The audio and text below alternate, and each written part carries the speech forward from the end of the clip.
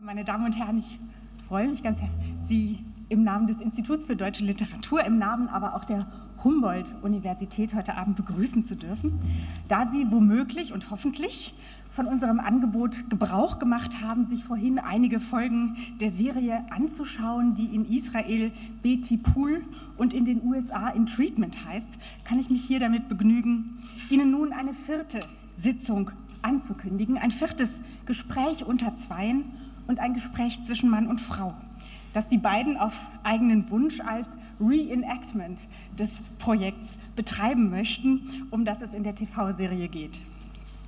Wer sich in eine psychoanalytische Behandlung begibt, ist sich von vornherein klar darüber, dass es bei einem Termin nicht bleibt. Man lässt sich auf eine offene Serie von Gesprächen ein, auf ein Reden, das Zeit braucht und jedes Mal mit der Gewissheit abgebrochen oder, genauer gesagt, unterbrochen wird, dass eine Fortsetzung folgt. Betipool macht daraus ein Sendeprojekt. Es schließt das und so weiter von Folgen einer TV-Serie mit den Folgen eines Therapeutengespräches kurz und taktet die Fernsehwoche mit den Sequenzen einer Redekur, in der den Zuschauern Woche für Woche dieselben Patienten begegnen. An jedem Tag einem anderen und freitags immer dem Therapeuten selbst, der sich einer Supervision unterzieht.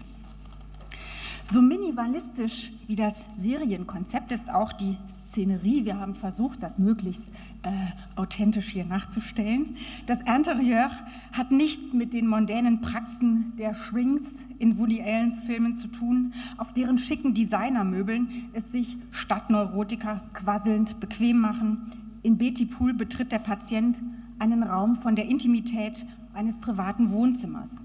Sofa und Sessel sind die kargen Requisiten eines leisen, geradezu introvertierten Dialogs im Sitzen.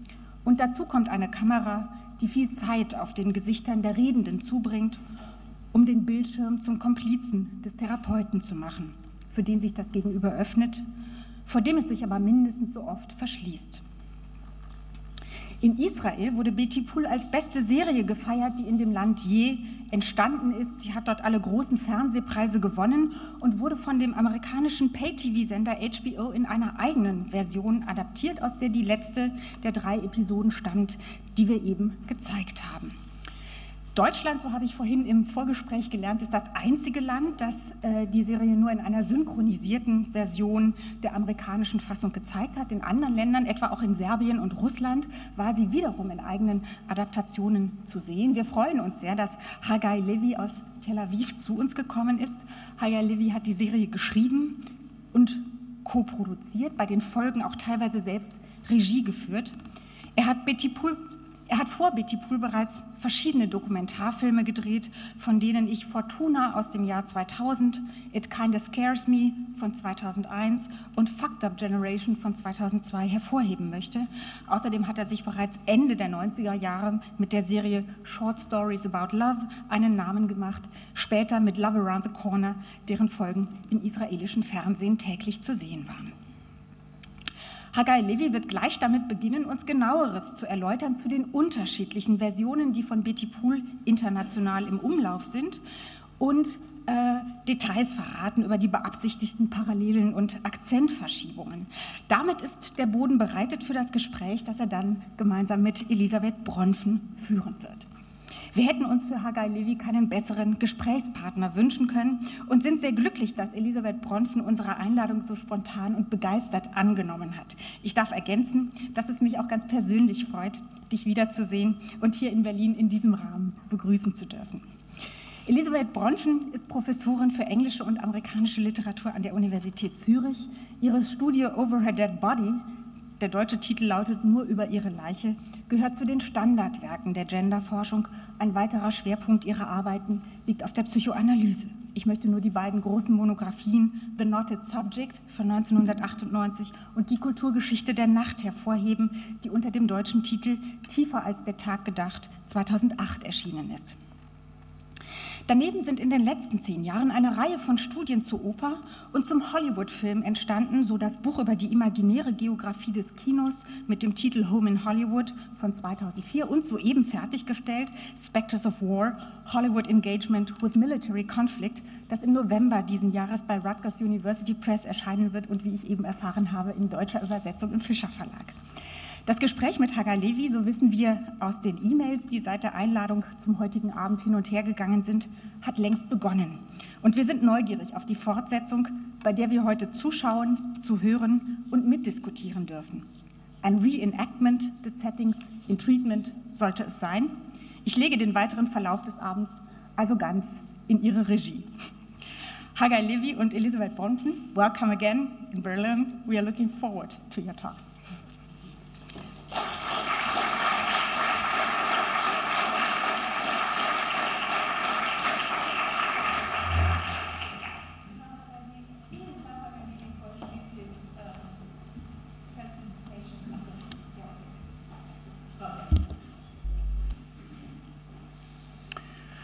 Okay, good evening, thank you for coming. Okay, a few words about Betipool, meaning in treatment in Hebrew. It's a series I created around 7 years ago in Israel, which takes place entirely in a therapist's clinic.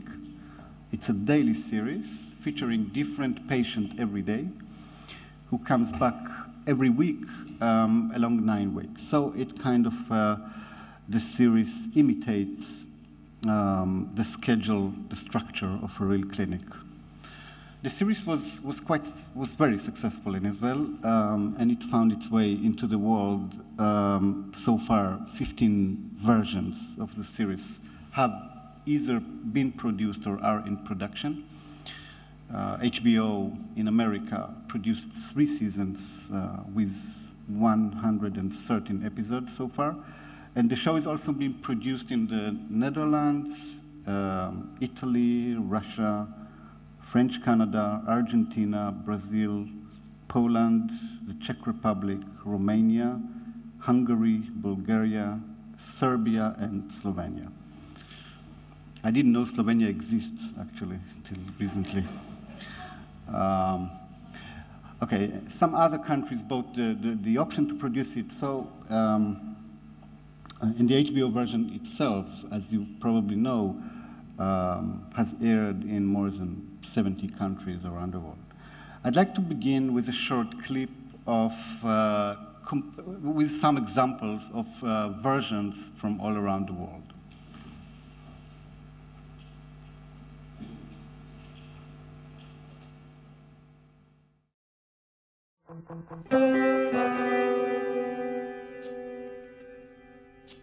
אתה מזהה אותי? לא, אני חושב שלא. בוא אני אעזור לך. טייס הטונה, זה אומר לך משהו? טונה? לא. תשתדל, זה היה לא מזמן, 6 שבועות. רמאללה, פצצה במשקל טונה. 12 גופות, ילדים, מבוקש אחד פצוע קל. CNN, פשע מלחמה, מפקד החיל ישן טוב בלילה. אתה נזכר? כן, כן, נדמה לי שאני זוכר את זה. אז זה אני. טייס הטונה. ¿Me reconoce? No.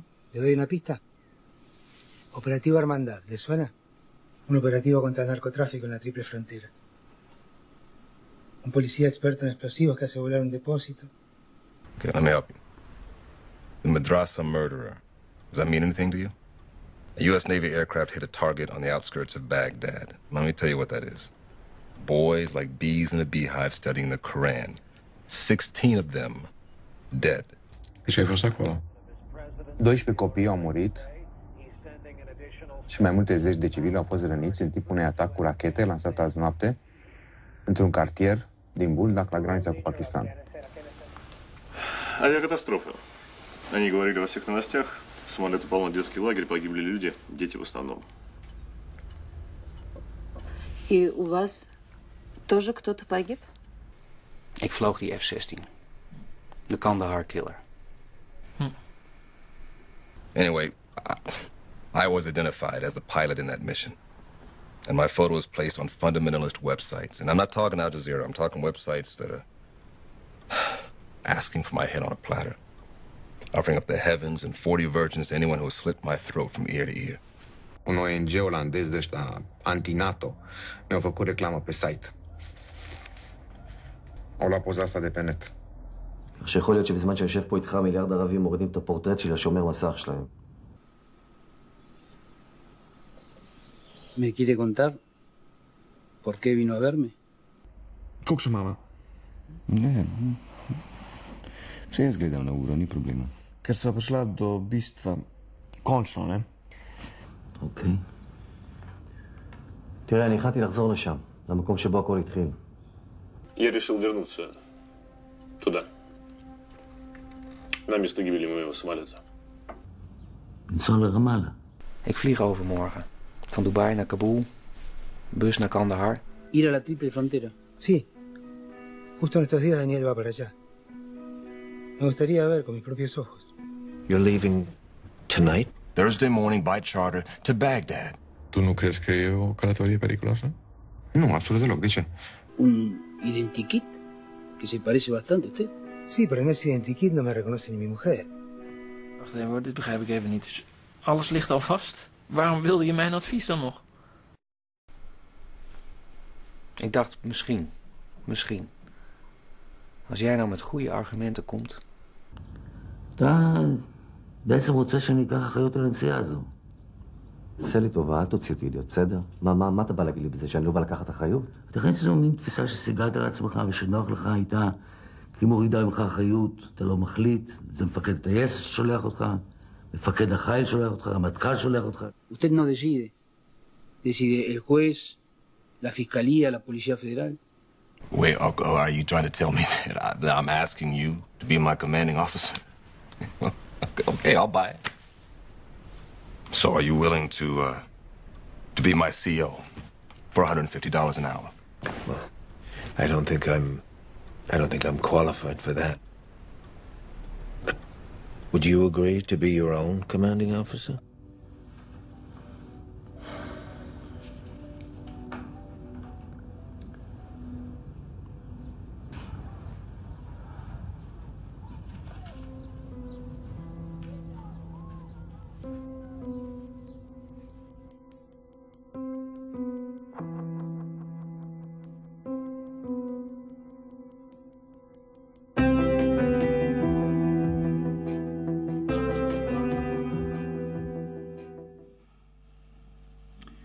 Okay, so those were some examples. And we'll speak about the cultural adaptation involved on those adaptations a bit later. None of this was meant to happen and never happened before in Israel.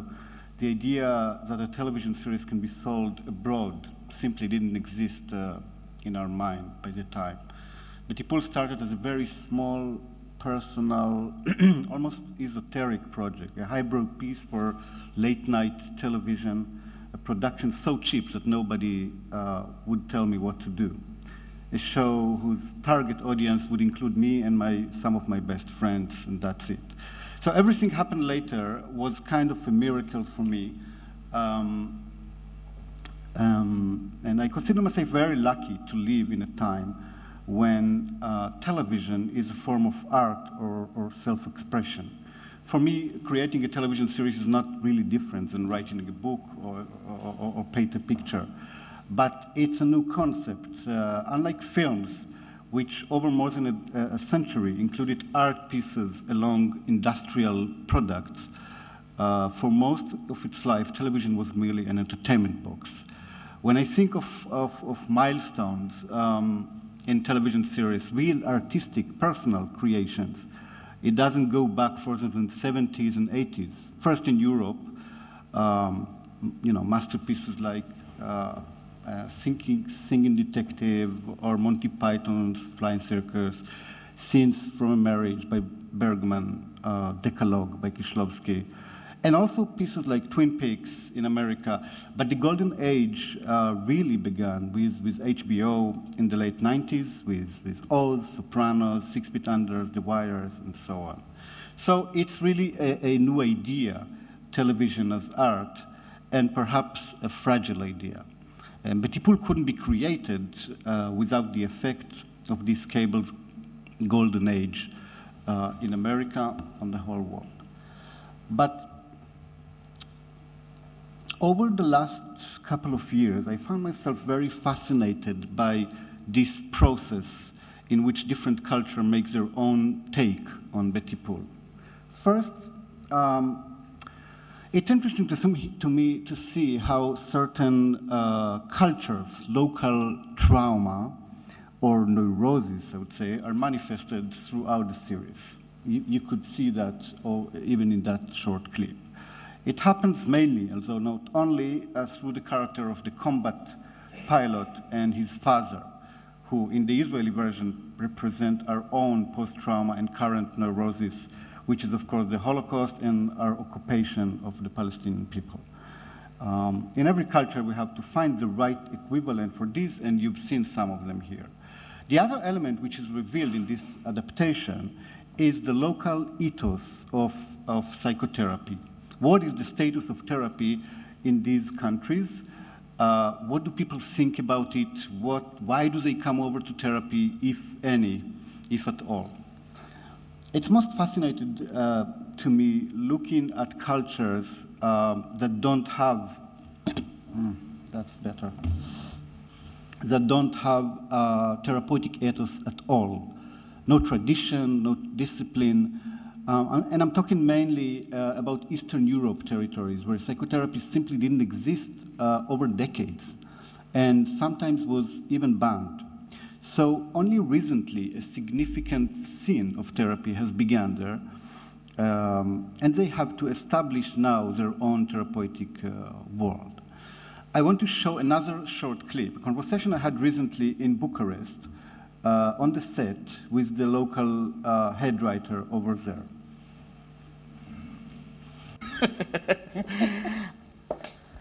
So here we are in the set of the supervisor, right? Right, right. And through the window it's a real church, right? It's a real church, yes, that mirrors the real square. This is a part of Bucharest. And this church, you can see it in some exterior shot. We wanted to be Romanian characters. Right. Sure. So then we wanted to have a Romanian history. And what happened was, during Ceausescu, and it's very interesting that we started the discussion with Ceausescu. What happened is Ceausescu in around 1980, he basically shut down all the schools related with psychology, sociology, and everything like that. It was banned. Ceausescu? Yeah. Why did he choose psychology as an enemy?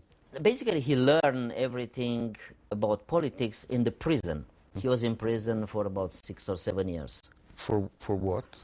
For different things related with some communist propaganda and stuff like that. And when those communists, Ceausescu and the gang, were put in power, basically what they did was started to run Romania as a huge prison. Wow. Because what they knew. Yes. And psychology was probably related with free thinking, with uncontrolled processes, something that the Communist Party and they didn't have access. So what you couldn't control, you better get rid of. We lived in fear.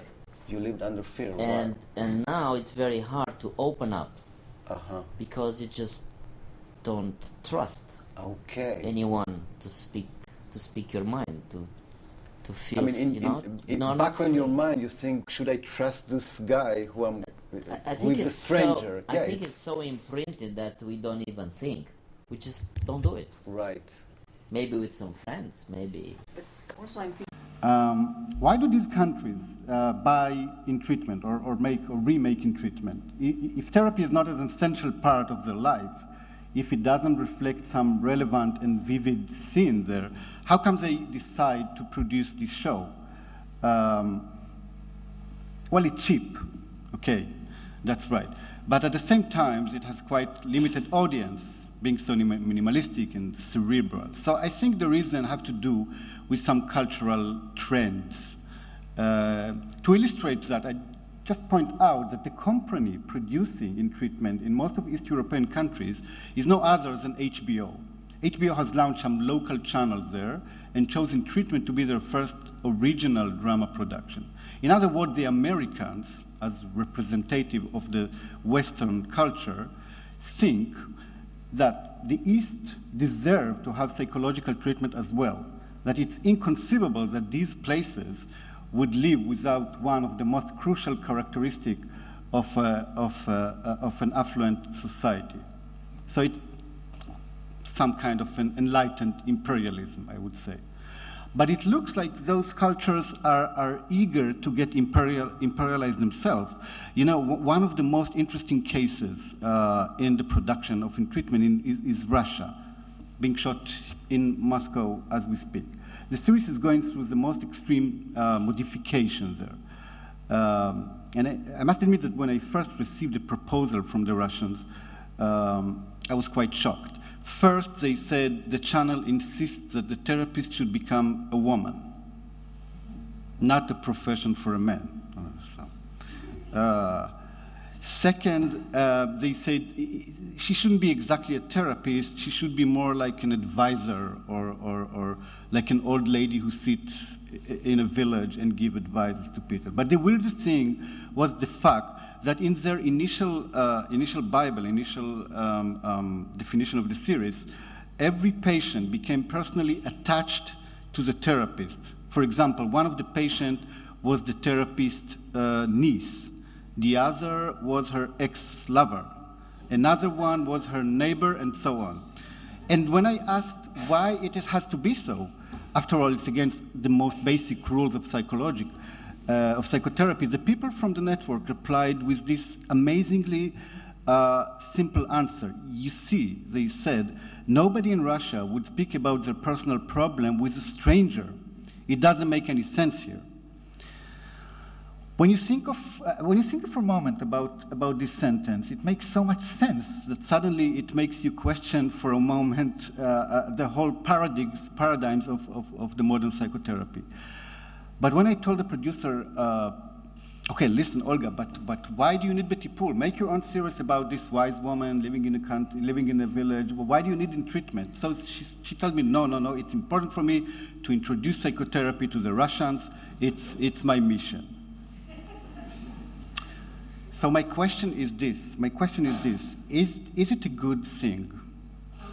Is the massive spreading of psychotherapy among new culture necessarily a progress, or maybe it's just an imitation or continuing urge to be Western?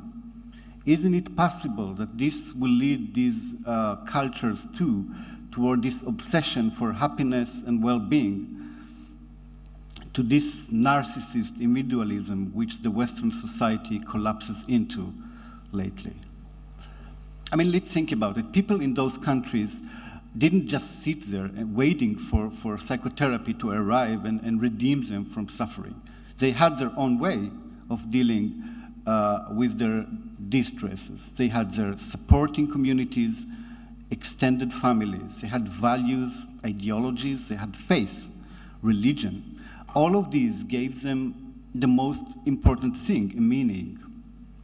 Now, these things are falling apart by now in the East, decades after they almost disappeared in the West. So they also want psychotherapy now as a substitute. Is this a good thing? Is it really a progress? I want to show you another short clip, last one, a conversation I had in Warsaw with the local executives of treatment.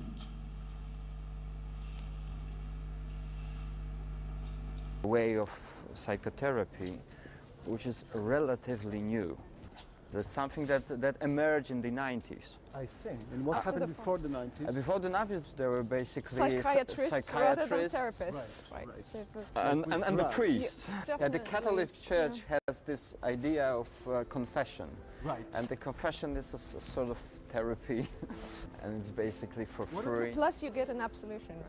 Szymon, the character, the soldier, the Polish soldier, like Przemek said, he says exactly that he could go to church and get an absolution, and he could get it for free, and he could get it quickly. The priest is also guide you? He tells you what to do, or he just listens? Well, that depends. It depends what priests are you dealing with. I mean, traditionally, it's just listening. So traditionally, the priest is more like a classical psychotherapy.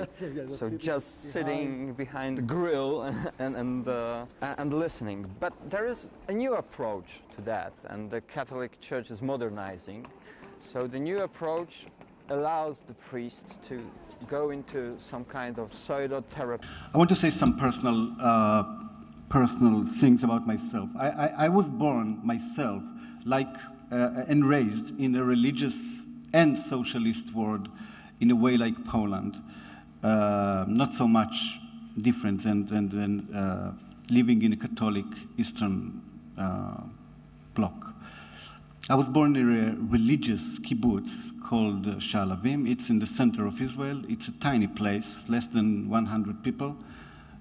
Combining, miraculously, I would say, an Orthodox Jewish community with an agricultural life and social equality. And obviously, if you have any individualistic, artistic tendencies, you are doomed to rebel.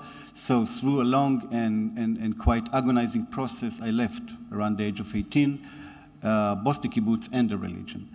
Once this process was completed, I immediately started to have panic attacks. That was such a psychological cliche that it's almost embarrassing. From the moment I didn't have anything to rely on, no faith against the terrifying chaos of the world, no solidarity with any community, everything fell apart. Now, these panic attacks went on for almost 15 years, and in a way they are still part of my life. But in the age of 18, it wasn't just a flight anxiety as I have today. I could hardly leave home, and that's how my affair with psychotherapy began. I went to see a psychiatrist, and I went to the university to study psychology. But what was I afraid of? What was the content of my panic attacks? Here is the biggest trick of psychotherapy. They never asked this question. They convinced me that the problem is the state of anxiety itself. It doesn't matter if I'm terrified by the idea of my death, or depressed because I can't seem to find any meaning for my life, or whatever. This is psychotherapy's inherent silence in front of the big questions of life. And that's how it reduces those existential thoughts or ethical dilemmas into some childish emotional complexes. But in a certain point in your life, in a certain point of your life, it gives you a comfort. These big questions are so horrifying, and the fear that you're never going to get any answer is paralyzing. So when someone tells you, listen, the question itself is the problem, and you're just a little bit ill, let's see how we can stop this voice in your head, you are so relieved and grateful. But then there is a moment in your life, there should be, I think, when you say, wait, I don't want to ignore these questions anymore. I don't want to silence this voice, even if it causes me fear or discomfort. Because I'm not here only for my well-being or just to be happy all the time. I'm here also to ask, what is the meaning of my life? What should I do? What is wrong to do, and why? How do I cope with the idea of death, with the existence of evil and suffer? How do I deal with my ego, and so on and so on? So, and then you discover the moral indifference of psychotherapy so clearly. It's lack of interest in these questions, how deeply bourgeois it is. And in so many cases, also the fact that so many therapists are not very spiritual persons, I would say. This is all a very, unfair generalizations, and I don't want to overlook the enormous help psychotherapy gives people going through all kinds of mental crises, traumas, disorder, etc. I'm just saying, in a certain point, you have to realize that it's not enough. It's only the first step, and that at some point you have to abandon it in order to be a better person and not only a happier one.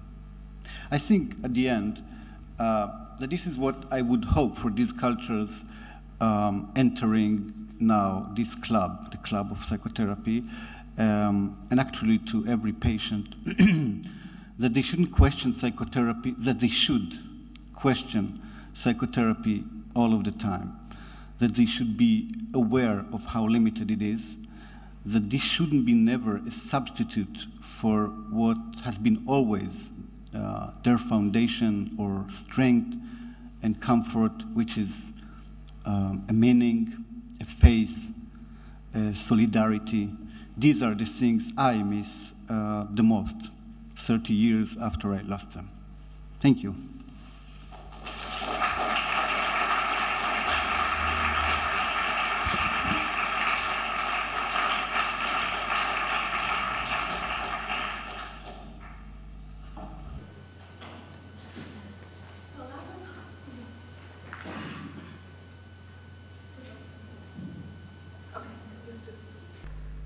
That was highly provocative, and before we get to that, I promised you. Yes, it's good. I'm happy. We want to be provocative. Nevertheless, we also have not a constraint, but we're also supposed to talk about how we might think about this series in relationship to questions of seriality. And I just thought I might begin with a few personal impressions. I've said this to several people. I've written this, and we talked about this as well. When I started watching, especially the Israeli series, I found myself in a state where I thought, I'm going back into therapy myself. I kept watching the series, I kept noticing things about myself, I kept noticing things about other people in various positions from the therapeutic situation. And so one of the things that I was so struck with, and I've watched primarily the Israeli original, is that on the one hand, the people are fairly unpleasant people, including the therapist himself. And at the same time, they are deeply seductive. And the longer you watch, the more seductive they become. And this got me thinking, why could that possibly be? I mean, how many of you have actually watched a fair amount of In Treatment? Okay, yeah, no. Okay, well, there's a horrible couple that keeps arguing with each other. There's a girl who wants to commit suicide, who's a gymnast. There's this pilot.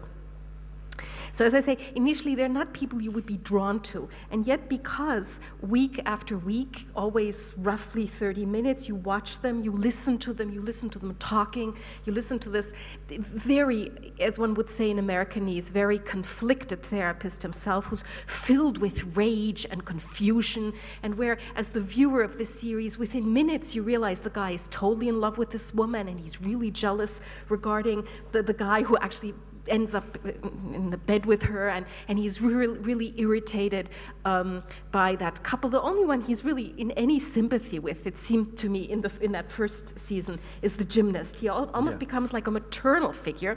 So here's this. That goes also for the actors, you know. Okay, good. Okay, let me just remember. And then there is. He knows all of this, and then there is this wonderful woman.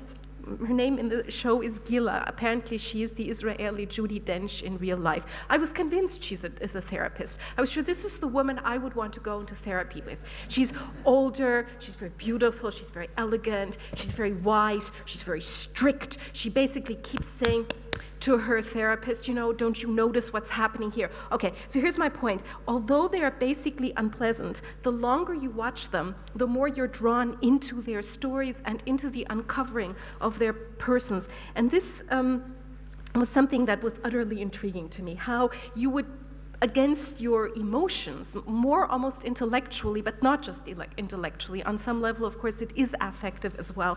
You would be drawn right into those stories.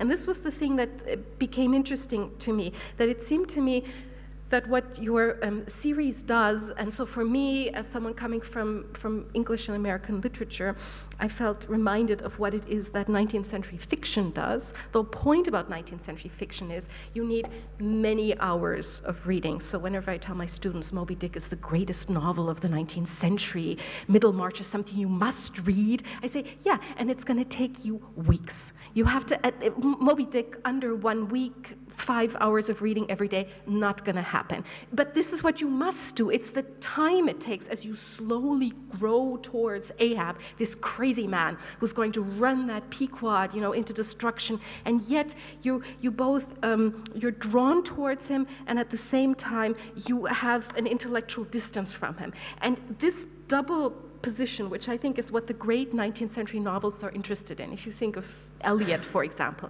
basically I think that's closest to what you do in that show. George Eliot, she basically dislikes most of her characters. She wants them to behave properly. Some of them behave more properly than others. Those that don't behave very properly are never punished the way a French author will punish their characters, but nevertheless they have to end up in London, which is where you don't want to be.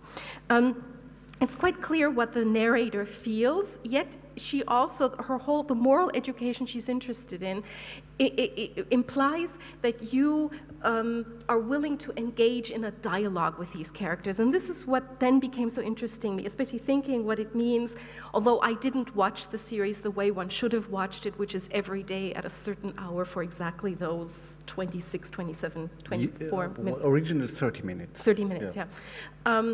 Nevertheless, you suddenly find yourself in multiple positions of identification, which is what someone like Bakhtin calls the polyglossia. That is to say, you identify with the characters and you also are distanced from those characters. But most importantly, as much as I love Gila, and we'll talk more about the characters eventually, it's the character of the therapist himself who's really in the center, because on the one hand, you start judging the therapist. Is he doing his job properly? And he's extraordinarily aggressive, and he really there's a moment in one series where he slaps, which is what I sometimes want to do with my students. He slaps his patients. I don't do that to my students. I really don't. But I understand that. And you understand, as a therapist, of course you want, those idiots, you want to shake them, slap them, throw them against the wall. He actually does that, which I was like, wow, I don't think therapists are supposed to do that. So he's deeply conflicted, very aggressive, yet you both judge him, and you are with him as he judges and says things to his patients. And the theoretical point for me here is that what your series does with us, and I think this is part of the seriality issue in connection with the question of moral imagination or moral judgment that I'm interested in, is it's something that forces you to constantly reevaluate. That is to say, in the same spirit that the therapist keeps having to renegotiate his relationship towards his patients, we as the viewers of the television series keep renegotiating our relationship to the patients and the therapist himself. And at the same time, because we are the viewers of the show, and we'll say a little more about that in a moment, it's quite, and this of course brings in your own art, both as a screenwriter and as the director or the person talking with the director. Within minutes of that first sequence where he's so stunned when in minute 25, this incredibly seductive young woman called Nama tells him, yeah, but I have sexual fantasies about you, and I had 2 dreams in which they either sleep with each other or don't, but certainly they confess their love to each other. And he's like, really? I had no sense. Whereas within minute 3, as the audience of the show, you're completely aware of what's going on. And she's also seducing us as the viewers. So there's that extra moment of distancing, which, because it's a television series, is also brought into play. That is to say that we know both more than the therapist knows, and also less than the therapist and the characters know. So this is as a kind of suggestion how we might get into our discussion. I have various issues that I want to raise, and the first one, I think we should talk a little more. I'm not even sure it really became clear from your presentation. You're doing a documentary on the various different versions. I'm and maybe you could say a little bit about that, because what is indeed so astonishing about Petit Poule is that it's a television series which is being remade by 13 different cultures. I don't think that there is another television. 15 as we speak. 15. Not the German. So maybe we need to get someone at wherever to, yeah. So, but I mean, this is quite astonishing that they're not just buying the rights and doing synchronization, which would allow them, if they wanted to do different storylines. No, they're refilming it. And yes, you're making a document. Can you say a little bit maybe about that? Because I think that that's already part of the seriality we're interested in. Yeah, it's part of what I've been talking about. Yeah, the cultural adaptation is very, very fascinating, and I'm trying to understand why. I'm trying to understand this phenomenon more than everything. Why is it happening? Why it is the most adapted show ever? I think I didn't check it out. I am convinced. I think there are various reasons for that.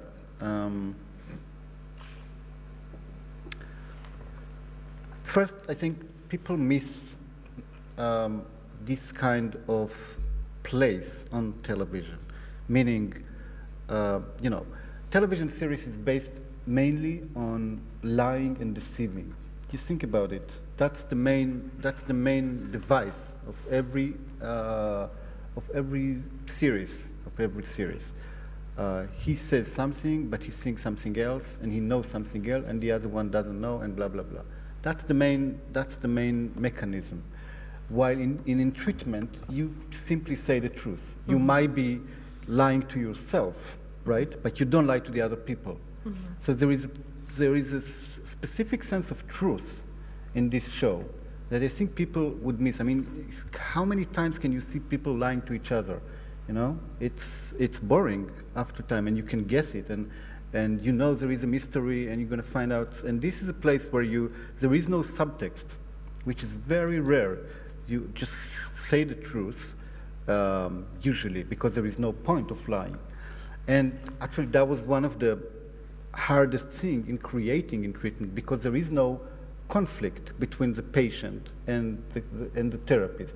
You based every television series on a conflict, while here you don't have a conflict, because the therapist and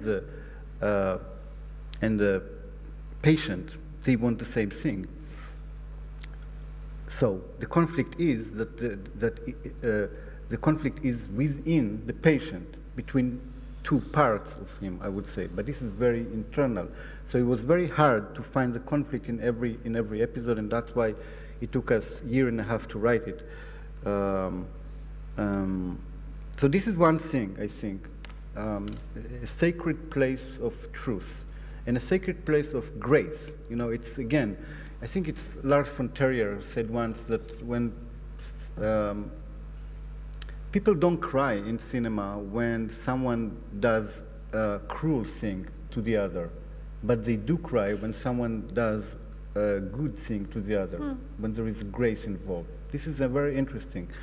So I think in treatment is based on grace, people trying to help each other, which is, again, it's against what you usually have in television series, Another reason is, of course, the major part psychology plays in our life. And I'm not talking only about psychotherapy itself. The whole discourse of psychotherapy is, you can't imagine Western culture without it. And while psychotherapy played roles in shows like The Sopranos, Ally McBeal, not speaking about all of Woody Allen's films and so on. I don't think there were series focused only on that, and that was the idea. So it was appealing for everyone who went to therapy, and and people who didn't wanted to go to therapy. So, but this way of thinking is so imprinted in us, so people wanted to see the mechanism behind it. But I mean, this makes sense for. I mean, you're doing Argentina and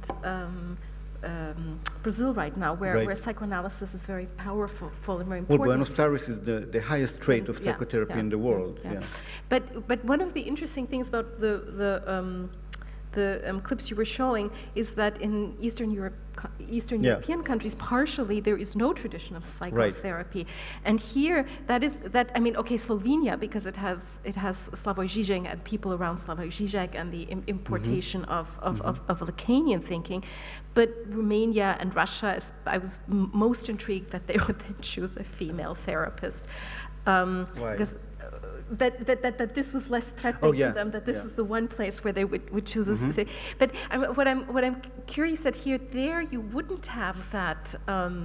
But they have their own institutes, you know, like confession or you know, whether it's a rabbi or a priest or an old lady in the village. So the idea that you go to someone to get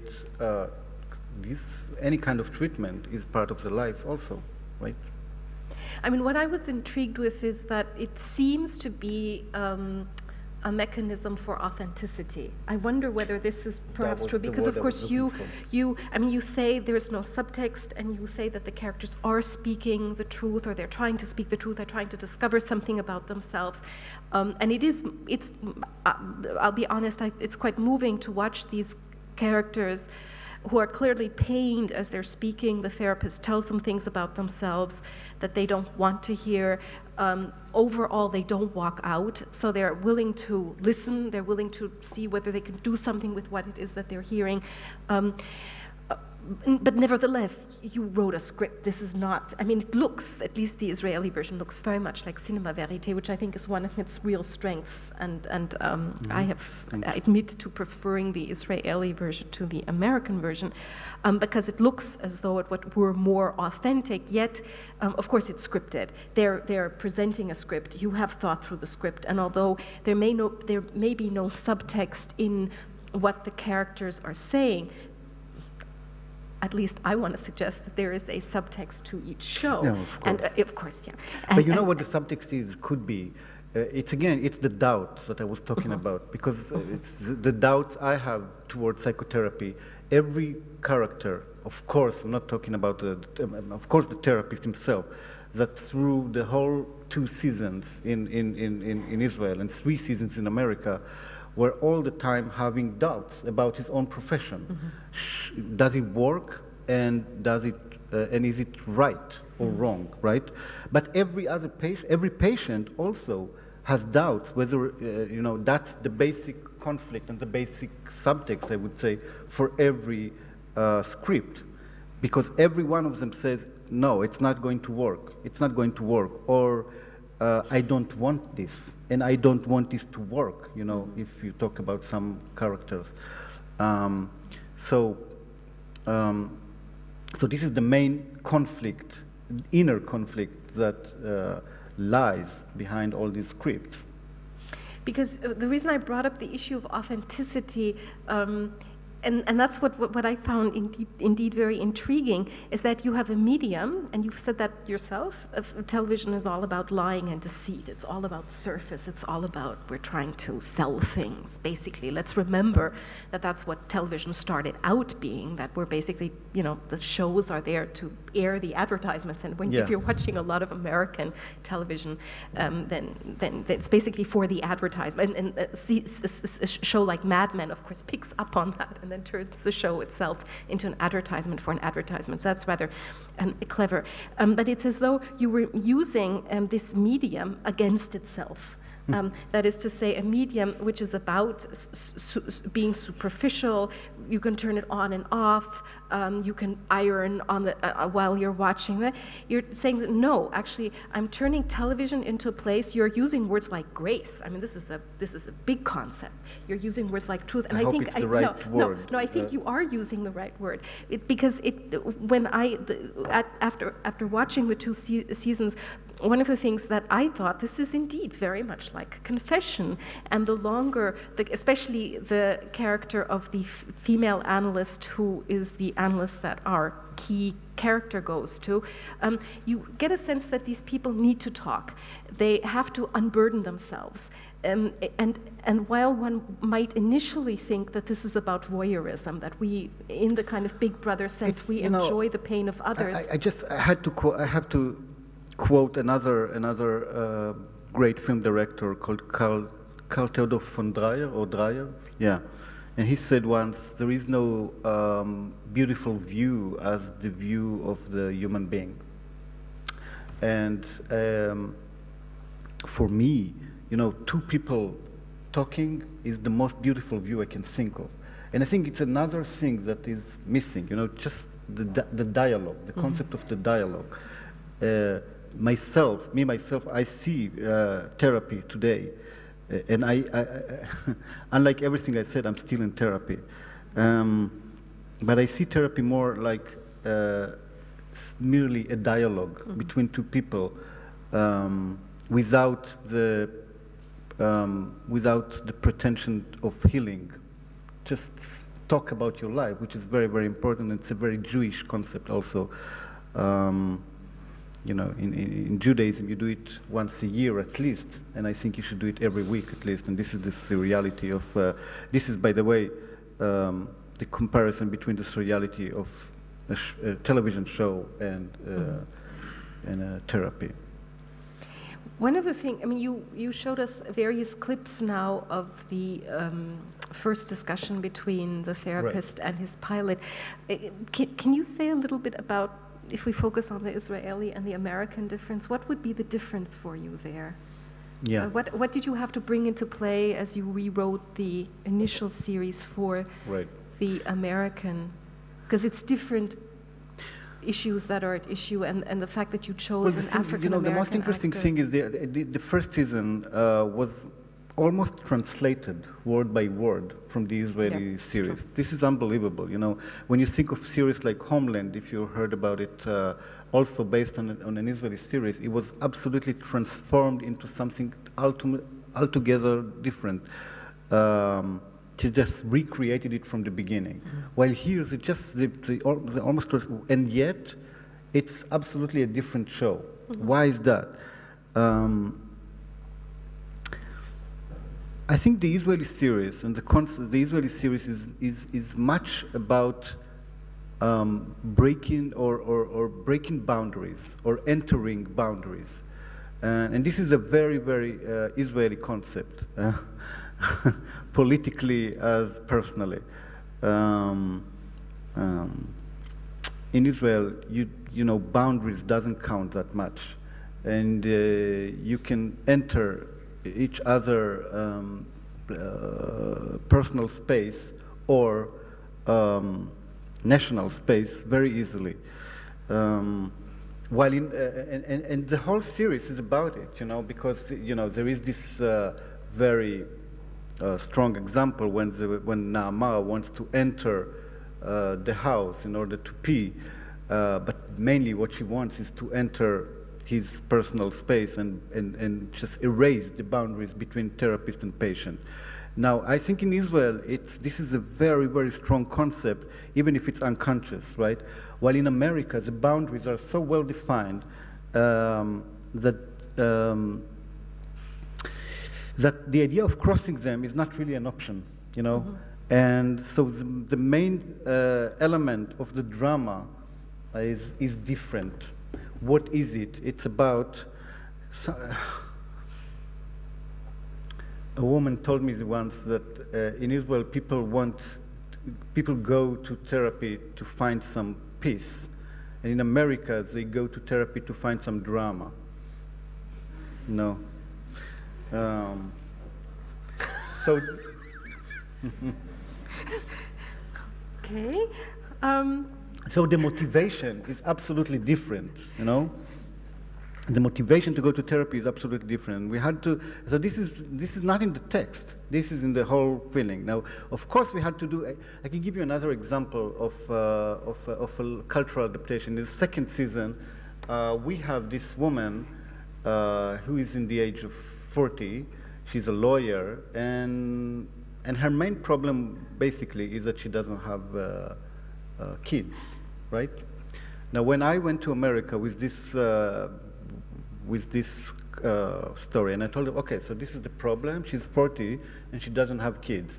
And then they told me, okay, so what is the problem? Like every other woman in New York doesn't have kids in the age of 40. And then suddenly it becomes a story about relationship and about her, you know, about her these difficulties to find a partner and everything else, but not about this. So all these cultural, you know, another interesting idea was in the third season. I don't know if, did you watch the third season here? Did they air the third season here in Germany?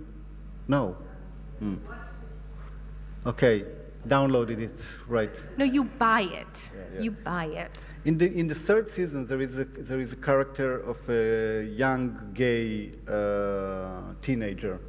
Yeah. Okay, and we worked on this storyline, and we tried to find a conflict, because usually what we try to do is find somehow a conflict between the therapist and the patient, in a way that the therapist has some personal interest in that story, right? So if it's a woman in the age of 17, so he has a daughter in the age of 17, not to be very you know, on the face, but try to find some personal interest. So I had this idea that he's afraid that the therapist has another teenager. The therapist has a teenager son, and he's kind of afraid that this guy, his son, is going to be a homosexual too. So that he has this underlying homophobic trend in his side. And they would say, that doesn't make sense. Doesn't make sense in America. You know, I would say, of course it makes sense, but their politically correctness would never allow these things to happen. So it's all the time, in every place, trying to find the local sensitiveness that would allow this to be local. And my job is to encourage them, because their initial instinct is always to keep it as it is. And my job is always to encourage them to make the changes in order to make it local.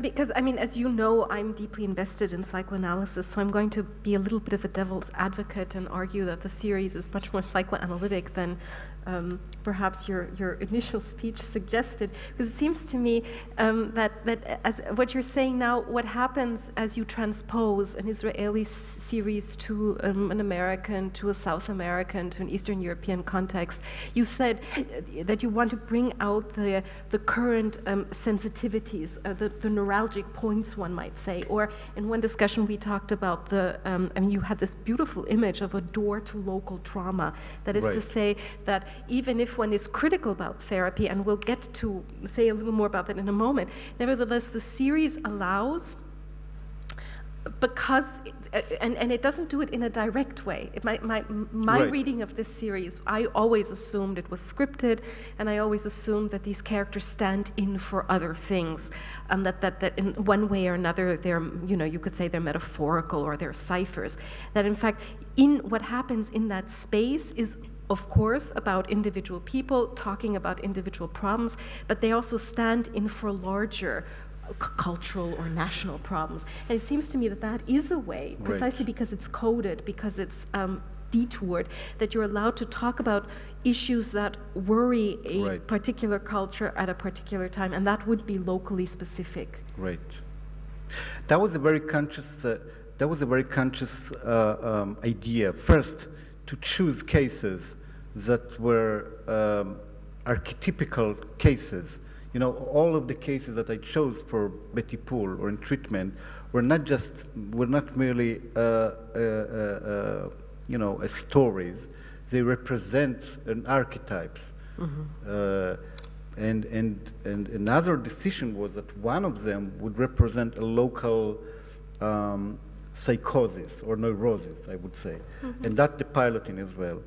And that character allows local trauma to get into the series and make it local, and this character is based on actually two traumas. First, as I said before, first the conflict, the Palestinian-Israeli conflict, and secondly the Holocaust. So it's a research of the local mentality, you know, because the Israeli mentality is derived from the Holocaust, no doubt about it, right? So you had to find another correlative. Yeah, another past trauma that define this character, like the black people in America, the communist regime, the dictatorship in South America, and that became very, because then that allows this series to be a real research on the local mentality. But something absolutely fascinating happens. I have to, as I've already suggested that, let me make it clear.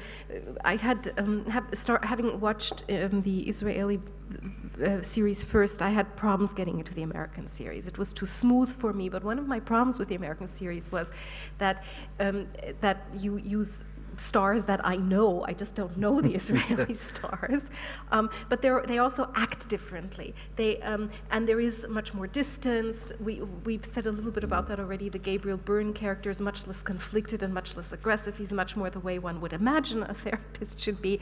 But your choice of an African American actor, and this happened to be an actor I also didn't know, I thought that that was a stroke of genius, because it puts the finger on what continues to be in the United States today one of its key problems. And I thought it was such a clever choice, because with someone like Obama as president, no one, of course, is willing to say that even at the moment, as you yourself know, Spiegel wrote a big article about how no one likes Obama at the moment. I'm like, well, I'm not so sure that's really true.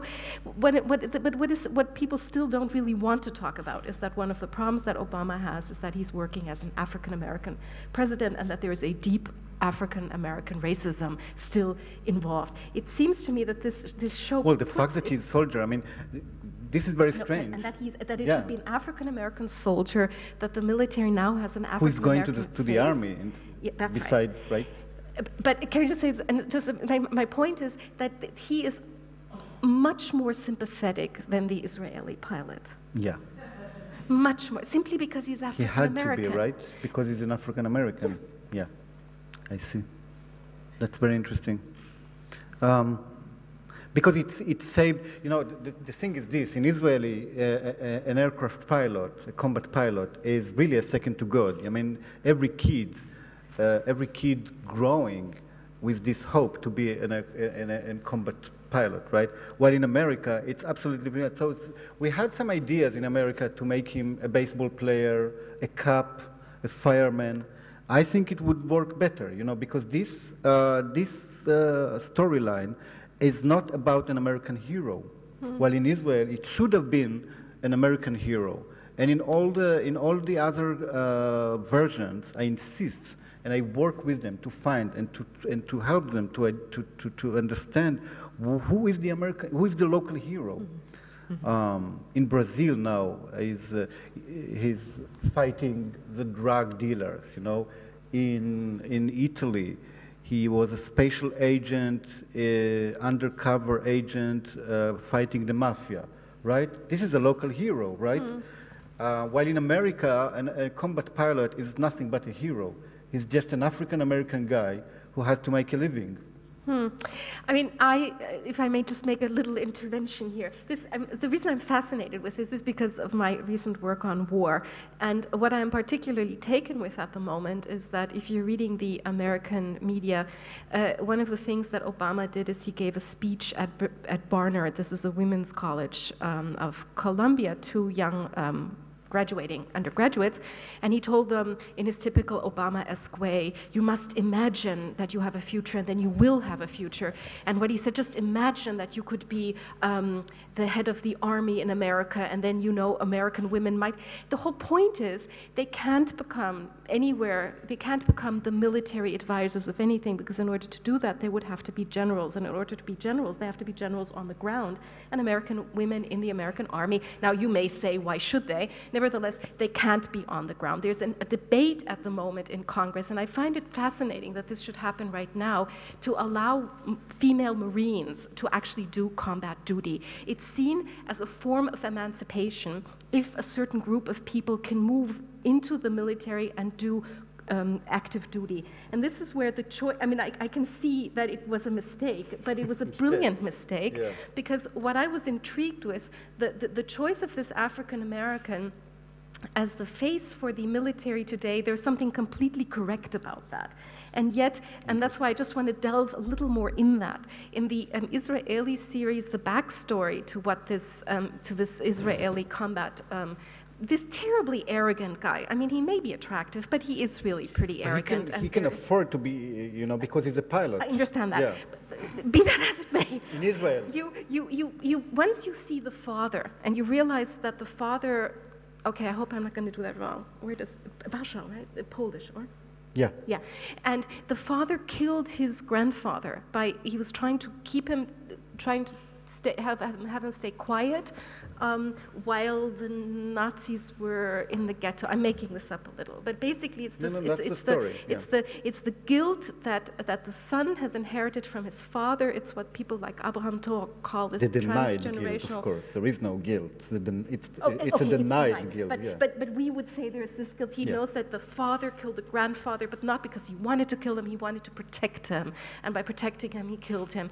The transposition into the American series is that the same thing, more or less exactly the same scene happens, only it's in the 50s, and it's a white racist trying to kill the black father, and the black father again basically strangles or suffocates his grandfather in order to keep him silent. But there, it has an incredible pathos, because it continues to resonate today. Right. And this was fascinating to me, because this is a moment where kind of transposition is true, but it gives you the exact opposite effect from the one that you wanted. No, the choice to make him African American was, of course, the only way to keep this story.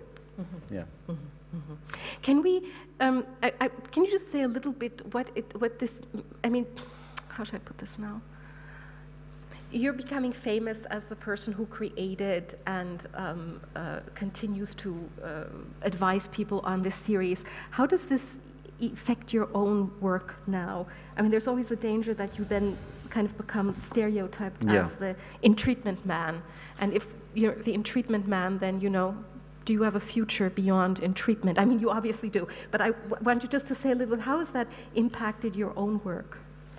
The incredible, some woman told me 5 years ago, so you can die now. Okay, that's a relief. I mean, you did your own thing. Anyway,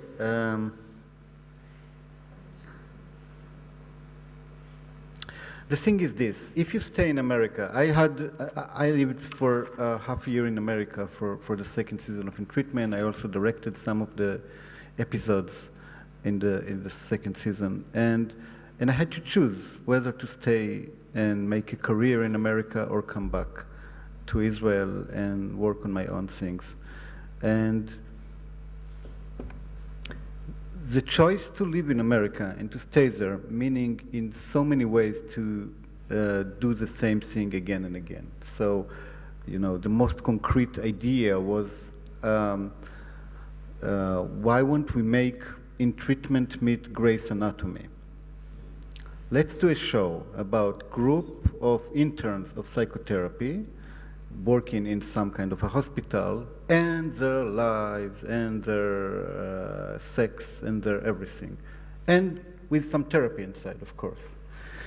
So that was the option, you know, that was the very, you know, and that would make me quite rich, I guess. I couldn't go there. I went back to Israel. The creative freedom that you have in Israel is unlike any other place. Did you know that in America, and I'm talking about HBO, who are well known of their freedom, well known of their freedom who gave to creators, but they come to the set to see the bags that the actor dress, right? They want to choose the bag. They want to see if the bag is right. The executive from HBO, do you know what I mean? So,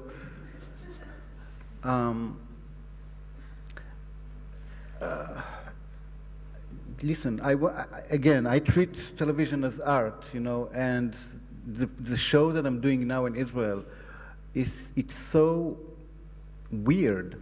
It's so non-commercial. It's so almost esoteric, I would say. Again, it's something that I would never, I could never do anywhere else. So I had 2 years of silence. I couldn't decide what to do. It was a big dilemma. You know, should I go for the money and success, or should I go back to my old hometown? And there is not a single day when I say, wow, I could be a millionaire, you know. No, it's not about the money. It's about this awful word, success, you know. But I think you've also brought into play a concept which I want to pick up on in order to that we can say a little bit more about both the gains and the problems of therapy. You said, you know, if I did this in the States, it would be repetitive, even if it's not like, even if it's not in treatment 4, 5, 6, it would be in treatment meets something else, and then we're basically replaying the same things. And I think in contrast to the sequence, there is a way of telling it in treatment-esque. You know, let's do it in a treatment-esque way. You know? That's right, that's right. And in a sense, it's more that you're saying, no, there has to be a break, or rather, and this is one of the things that I was also very taken with in the series at the end of a certain amount of time. They're always saying, okay, time is up now. And most importantly, the difference between the Israeli and the American version is that the Israeli version has only 2 seasons, and it's quite clear at the end of the first version, when our therapist walks out into the Israeli night, this does not look good. It looks like the second season is going to slowly but surely play through why he's going to stop being a therapist, or at least going to stop being a therapist for a while. So the second season, it's almost like a doubling of the first season, explaining to us why this is coming to an end. But the fact that this is going to come to an end is quite clear from the very beginning of the second season. Right. And it seems to me interesting to think about, if we're thinking about the whole question of seriality, we come back to something again and again and again. Both in a classic therapy, you're supposed to move after having reworked things towards an end. And similarly, your own series is all about trying to find an end and also trying to move beyond. So maybe we can say a little more, or talk a little more about your very provocative point. What are both the gains, but also what are the limits of therapy? Because one of the conflicts that makes your character so interesting is that while he's presented to us as a particularly skillful therapist, and we do see him being skillful and drawing people out and also bringing us into this whole therapeutic type of thinking, he is already in the first season, he is conflicted. He's not sure, do I really want to do this? And not just because he's irritated with his patients and loses his patience with his patients, but because he wonders, is this what I should be doing? Is there a sense to what I'm doing? Is this as much as one can do, or is there a moment when you have to stop talking about things and start acting in one way or another? And the way that I saw the tension, if you like, and there is a conflict between various characters, and the most important tension for me is between himself and the therapist that he goes to see, who is completely, she's someone who stopped being a therapist and then becomes a therapist again because she's convinced that this is what she wants to do. And she is absolutely convinced by the frame of therapy, which is to say that there has to be a distance between yourself and your patients, and what happens in the space of therapy, in the room, must not, no, let me rephrase that. It should leave the room, but it should leave the room in a transformed way. Right. You have to have a border, a boundary. Right. The time is a boundary, but also it's a special space. It's a space of experimentation. Everything is possible there, but everything is possible there because it can only take place there. And whenever they leave through the door, and this would be a connection that one could make to literature if one wanted to, as another space where one can experiment with things, because when you finish reading, or when you leave a theater, or when you leave a movie theater, you move into a different arena. The boundary has to be quite clear. I mean, you already talked about how they want to blur the boundary, but there's an idea that therapy works by virtue of having very clear boundaries. And the distinction between Gila, the female therapist that he visits, the older doyenne really of psychoanalysis, and himself, is that he wants to break down that boundary because he feels that for him an ethics implies you don't just talk, you act. We chose for this a specific school of therapy called relational psychology or intersubjective psychology, where the idea is quite modern school of therapy, where the idea is that the therapist's feeling, the therapist's emotions are relevant for the therapy, not less than the patient's emotions and feelings. And that was the school of therapy we chose in order to create a scene when something happened right now. You know, it's much more important what's happening now in the room than what happened 30 years ago or 20 years ago. You know, when someone tells something, I was raped when I was 5 years old. Okay, interesting. But it should create something in this moment. And if it should create something in this moment, then both people should be involved in this moment. So the therapist could feel disgust, for instance. Okay? Now he's feeling, in a way, he should tell the patient, listen, I'm very, very angry now, or I'm disgusted now, or I love you, you know. And these are, and this school of therapy is very well spread. It's very spread out, basically in America, but in other places too. And that's what's happening in treatment, and that's why, you know, there is this rule in television and cinema: don't show, don't tell. No, this is the basic rule of writing. Don't tell something, just show it. While in treatment, it's the opposite: tell, don't show.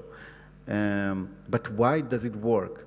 Because the telling is happening, right? It's not. I'm not telling something happened 30 years ago. Mm-hmm. The way I'm reconstructing it right now is the action.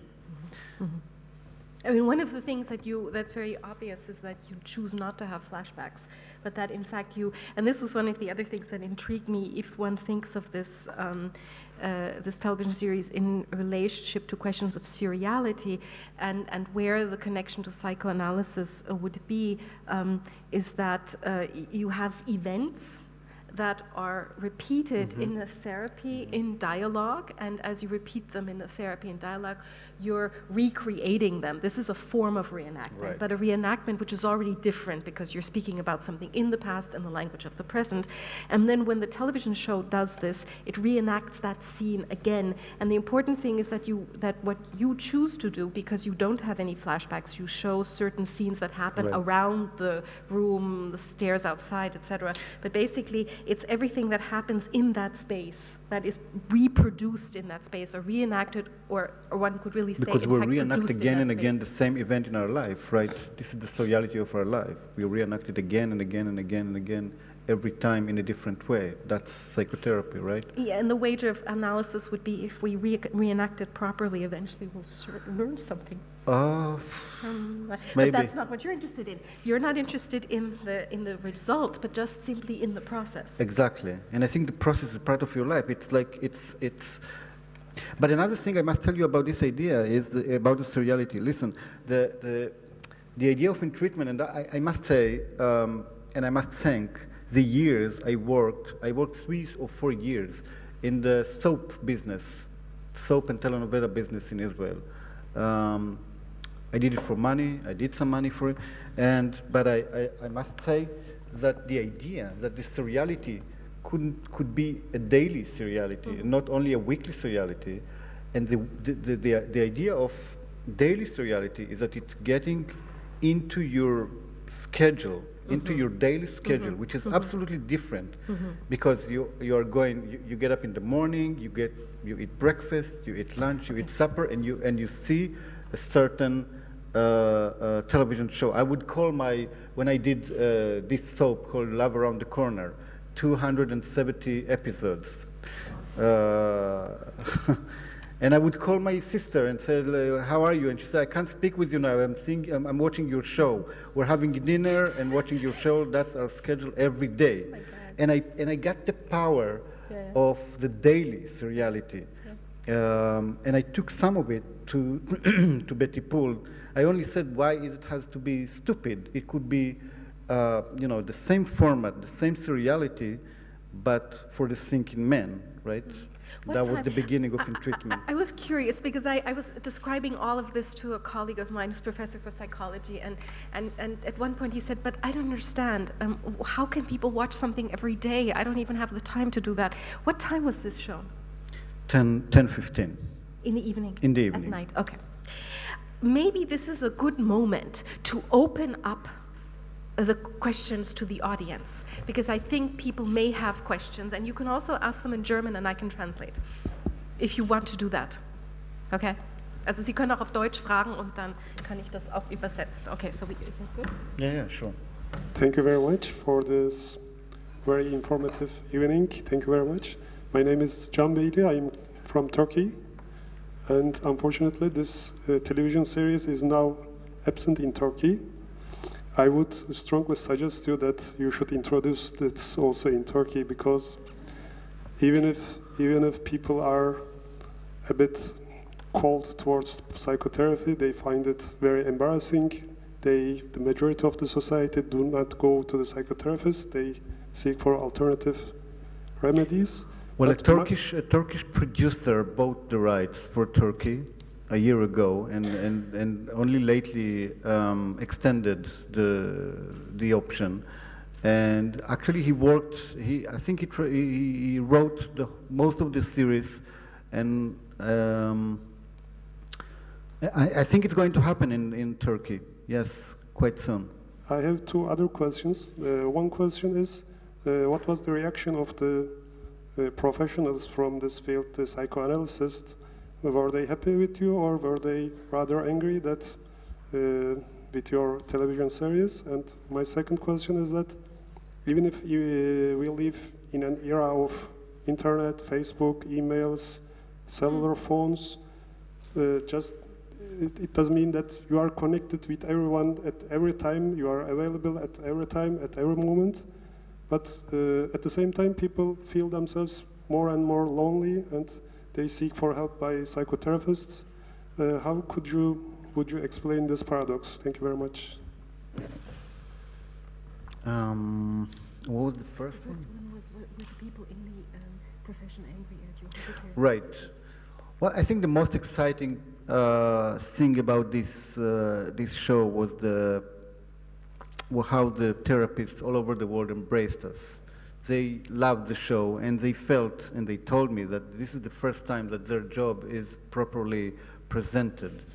Some of them told me, finally, our families know what we are doing and what we have to cope every day, again and again and again. Some of them watch addictively the show with their children, with their families. So and they took the show. This show is used in a lot of faculties of psychology in the university. So the answer is yes, and very enthusiastically. The second question is about the loneliness of the current person, of the current, I don't know.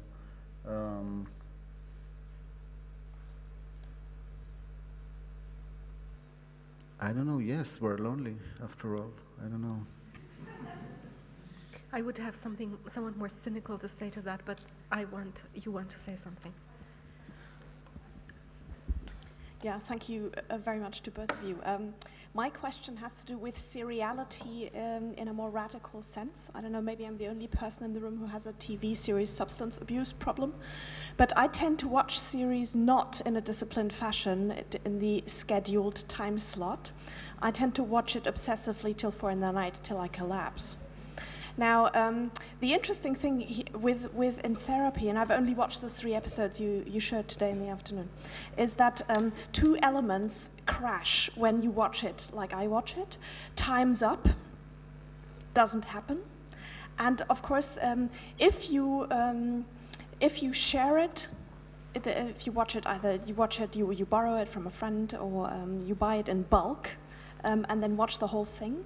This handing over the money, this symbolic pact that frees the therapist from the burden of having a personal relationship with the patient, that doesn't happen either. So the question would be, first of all, what would you say happens if time's up isn't an issue anymore?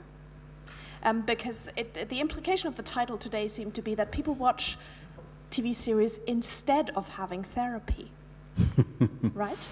But there is a substitution going on here. So what happens to the time's up problem? And the other question I had, in The Departed, Scorsese's Departed, there's this joke that Freud used to say, the only nation impervious to therapy are the Irish. Again? The only nation impervious to therapy are the Irish. This is an alleged Freud quote from The Departed, which I have not actually verified. Maybe Elisabeth knows whether that's a true Freud quote. So have you encountered hostility trying to sell the concept where it was not a welcomed offer, but we say we as a nation, we as a culture, we do not I never try to sell in treatment, never. People come to me. I didn't make the slightest effort to sell this show. Somehow people heard about it and then they came to me. So I would never dare to do the slightest effort to sell it. It's inappropriate. That's the way I see it. Too close. Okay. Time's up. Time's up? Oh, yeah. No, time's not up. But you know, I don't have a straight answer to that, but that in treatment was designed in a very weird way that you can watch it in different ways. A lot of people watched it. Every patient for his own, you know. So they watched, and actually when we released it on DVD, we released it in 2 ways, that you could buy the whole Nama, the whole Alex, and then you could buy and in a way in treatment is like you have 6 series in one series, because you can see every season, every character alone, but then of course you miss the overall, but still it works, and we designed it in a way that if for any reason you are interested only in the gymnast, You could watch only the gymnast without losing everything. Losing, of course, the story of the therapist. So I think you told me it has to do of it's the same with literature, right? That he used to be on papers. Can you elaborate a little bit? Well, I mean, one of the connections, if you do, which is what I was intrigued with, looking at Dickens and The Wire, or as I say, George Eliot and in treatment, you know that the big 19th century novels, especially the Anglo-American ones, were sold in series. And one of my favorite anecdotes is in Old Curiosity Shop. There's the little girl who's dying. I think this is little Nell. And this takes, I mean, the book is 1,000 pages, so people have read 400 pages, and then they would always have to wait for the ships to come from England to bring the next installment of Dickens' novel to America. So people were standing on the Boston Harbor, and as the ship was coming in, people from the shores were screaming out to the people on the ship, "Is little Nell still alive? Is little Nell still alive?" And people would shout down from the railing, "Yes, she's still alive, but quite ill," or "No, she has died." And so you're waiting for something. And that this was the idea behind a 19th century novel. Although what is also, when one does, one's research on Dickens, you know that Dickens actually planned the whole thing, and he knew exactly what characters were going to go where. I mean, he would do he would change the details, but overall there was that overarching pattern. So it's really these two sides. I think the time is up for television series. I mean, the idea that it's going to be every week is dying. I don't know if it's over, but it's dying. It's going to be like a novel. Soon, and everybody would watch it the way, But I think this is something we were talking about as well. I'm fascinated with the fact that until 4 years ago, no one was interested in the Emmys. These days, people are much more interested in the Emmys than they are in the Oscars. We are fascinated that Mad Men has gotten 4 already, and if it gets a 5th one, it will be the first series to get 5. And I think part of why television has taken off, not just as an object of study in literature departments, but as something that people really are deeply invested in the way they used to read long novels, does have to do with the fact, now, I am speaking as someone who does not have a television set, so this is the only way I could possibly watch them. You can buy the whole box now. And I think it is a different type of viewing, but it's interesting what you said, because this fits much more to the kind of text scriptible or lisible that Barthes talks about. The fact that, you're supposed to read 19th century fiction week, chapter by chapter by chapter if it's a serial, but now, of course, we can take it and we can read and we can reread and we can enter the text wherever we like. Well, similarly, as you yourself said, there was a way that you conceived it. Yeah. Every day at 10:15, people are watching it, but once you're selling it, you can just simply either fast forward, and don't forget, that was and that changes the text. 7 years ago, that people watched it this way, No, but my point is that now that you can sell it in a different way, you can watch it differently, and the text, in fact, becomes much more, in the sense, writerly, as Barthes would have meant it. And I think it makes for different obsessions and different investments and different transferences, but probably structurally not that different. That's what I'm saying. Probably it's more and more that we wait until we get them all, and then we can watch them the way we want them, or we've downloaded them. Anyway, as a creator, you don't think anymore of a series. I mean, me, because I don't work for a broadcaster. If you think of big networks, then they still work on this system. But if you work for cables, then you know there is the video on demand and the internet. You know that you don't control anymore the way of watching, which is a good thing, because you have to. The unit is different now. The unit is the whole season or the whole series. And it makes the viewer, I mean, that was what Barthes was interested in when he talked about the text scriptible. It makes the viewer much more producer, much more independent agent towards and then the you can text. Take the time also to build the story slowly. And you can go backwards and forwards, and you can check, did they do it properly? Yeah? Is there a consistency to the character, or did they make a mistake? And I have to say, it's very consistent. Okay, another question? One more question, maybe? No question? No question. Okay. But it's coming to you. Oh, thanks. Hello, thank you very much for creating People in Treatment. I'm a psychotherapist myself, so I was very much intrigued by how fiction is becoming reality and vice versa in this concept. And I was reading as a series of failures as well, especially of the therapist failures. Series of failures that he doesn't get what he wants as a therapist, and the clients don't get what they want either. And I was wondering why this isn't here in Germany. Why what?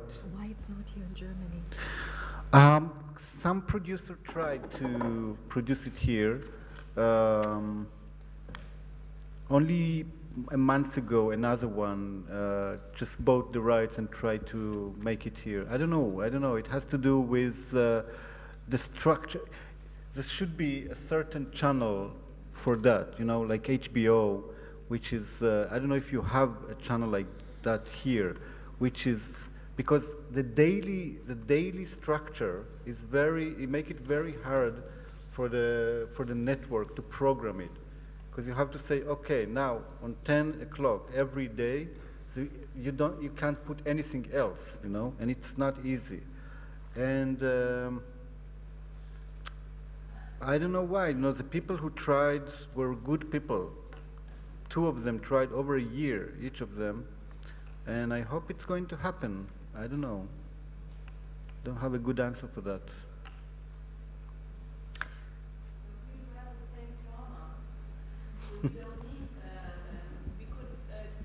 So artist screened or Dreisat screened the original, and it was screened you have the opposite trauma, you mean? Sorry? Did you say you have the same trauma? In Germany, as in Israel, maybe. You have like the opposite trauma, yeah. The same event. It's the opposite, but it's the same theme, maybe, no? But it worked that they screened the original here, but they screened it only once a week and then 2 episodes in a row. That was very, that they didn't find a schedule. Right. I'm open. Okay, on that note of openness, of failure and happiness, process, we'll call it a night. And thank you for coming and being so attentive, and above all, thank Hagai Levi for coming here to present his work for us. Thank you.